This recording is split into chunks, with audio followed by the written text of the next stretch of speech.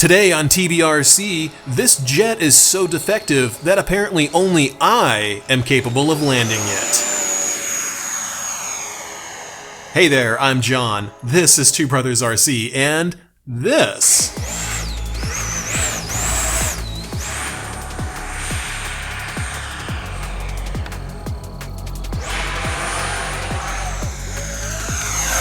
is the Freewing F-14 64mm. Of all the releases in recent memory, only this jet has ginned up so much controversy. I'm gonna have some hard truths in this vid, and I think some people are gonna be upset about what I'm gonna say, but I'm tired of being super nice about this. So let's dive right into this mess. I don't intend to do another metric review today. What I will do is go over what I've learned about this jet in the past year and give you an idea of the do's and don'ts of flying it. Let's start with what you should do.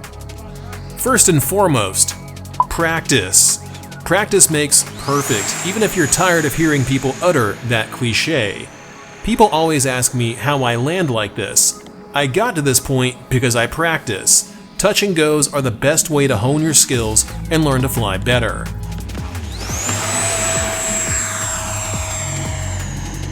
Just like I can't make an emerald lagasse recipe without some practice, you're not going to land this F-14 successfully without training to do it first. With how expensive everything is getting, you can't afford not to put in some practice.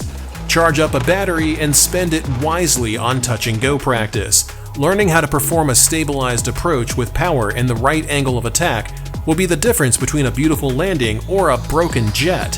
And, fun fact, there's even a landing tutorial for the F-14 conveniently located at the top right and in the description below. I don't just tell you to get good, I try to help you do it too.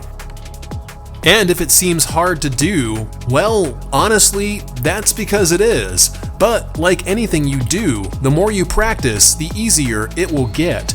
Just remember, I used to think this was hard too. Never forget, if I can do this, you can do it too. I believe in you. Up next on our list of things to do, keep the wing loading down. I can't stress this one enough, guys.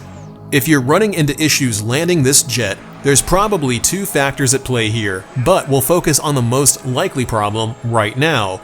You might be stuffing huge batteries into a small jet. Wing load isn't everything. But when it comes to a swept-wing fighter jet that has thin wings that are already heavily loaded before you even add a battery, the choice of battery you make can be the choice to succeed or the choice to crash. To test this theory, I flew one day on SMC 5900 HV2 batteries. These are meant for larger airplanes in the 80 and 90mm EDF size class. This pack that you're seeing in the jet weighs in at 750 grams. Quite a bit of weight for a plane that already weighs 2,555 grams. Putting a 5900 pack into this jet is the equivalent of loading 29% of its weight as a power source. That's a hefty amount of weight to be carrying on long, thin wings. So, how does it perform in reality? Lots of wing drops on approach, I'm afraid. It was windy too, so that certainly wasn't helping at all here. The heavier batteries, combined with full-span flaps, which is true to scale for the F-14 by the way, made my landings super difficult, way harder than they really had to be.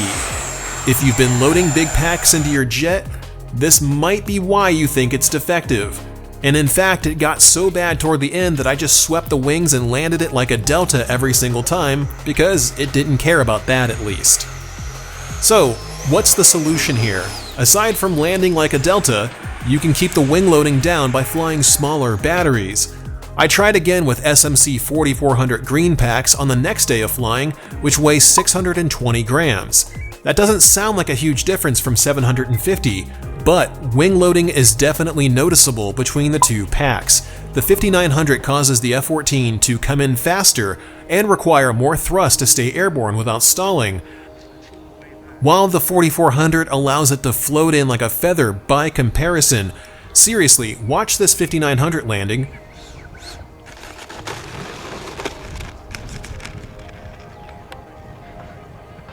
Now compare that to the 4400 landing.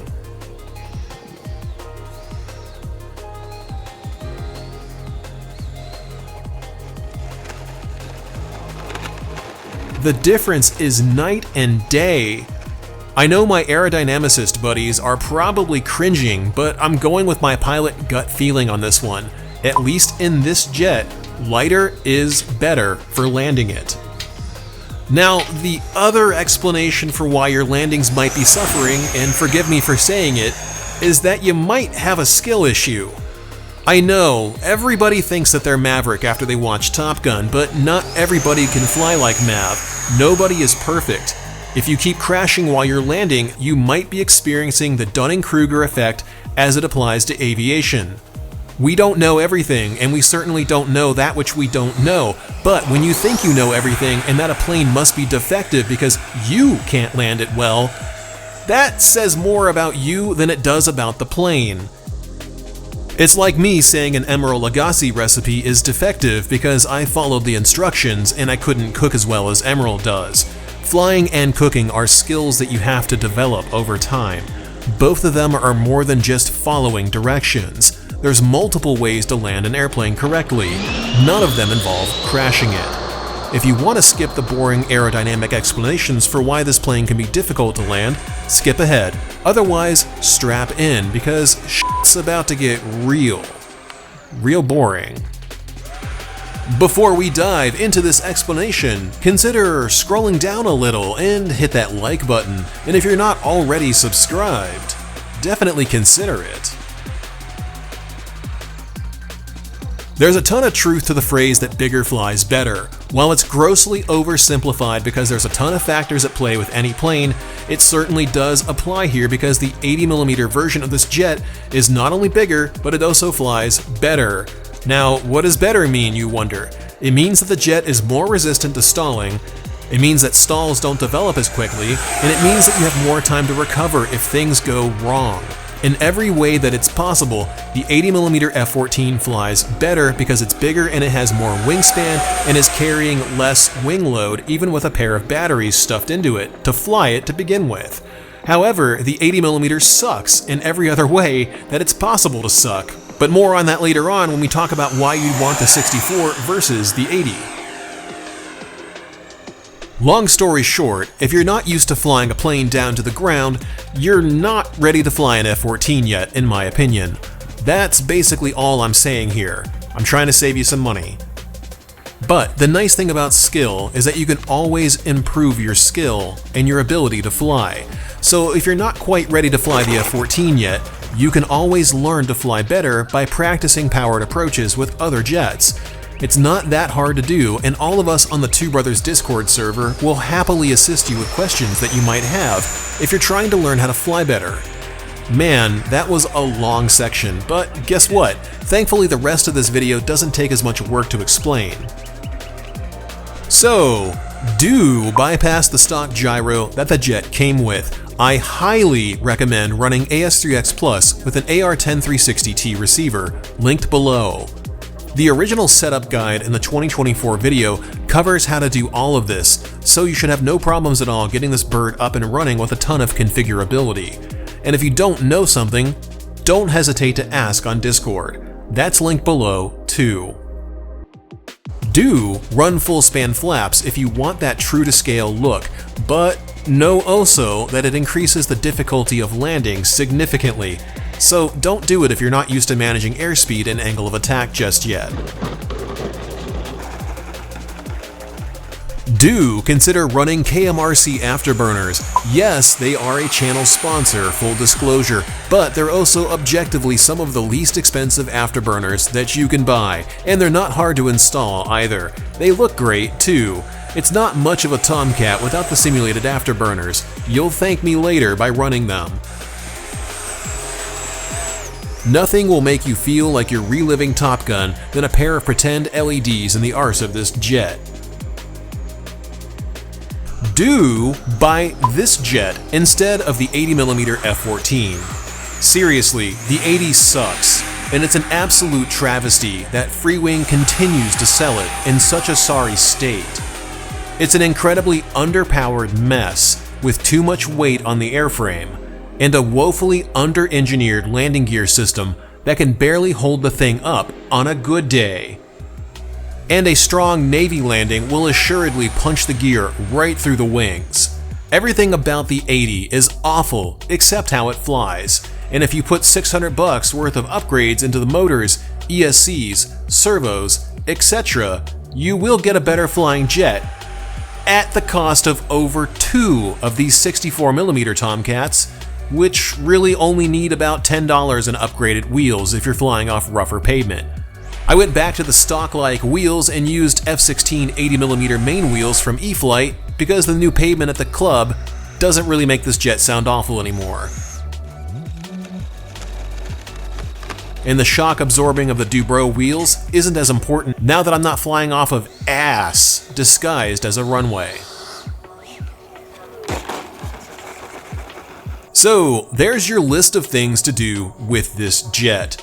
Practice, keep the wing loading low, bypass the stock gyro, use an afterburner, and if you're on the fence and you're actually considering the 80 for reasons that I still have yet to understand, stop it. What's wrong with you? That's a horrible idea. Don't reward them for selling something that you've got to put twice the purchase price into in order to be worth flying. Wait for version 2 to come out, assuming it ever does. What shouldn't you do now?